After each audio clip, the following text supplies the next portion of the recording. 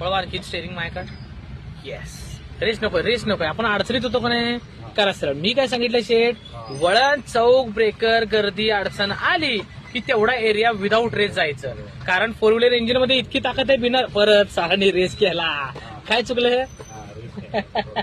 खड्ड्यात रेस केला तुम्ही. द्या रेस.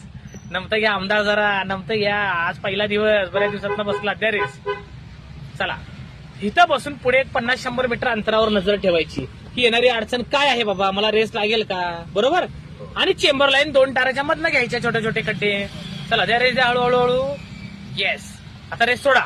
पूर्ण क्लच दाबून सेकंड गिअर घ्या बरं. Very good. सोडा क्लच. झालं. सेकंड गिअर पडलं ना क्षीरसागर सर, तुमच्या डोक्यावरचं वजन गेलं. सेकंड गिअरला कंट्रोल गिअर म्हणतात.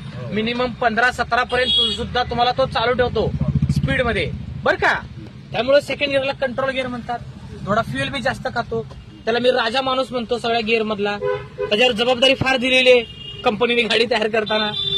दे रेस. चला. जसा घरचा प्रमुख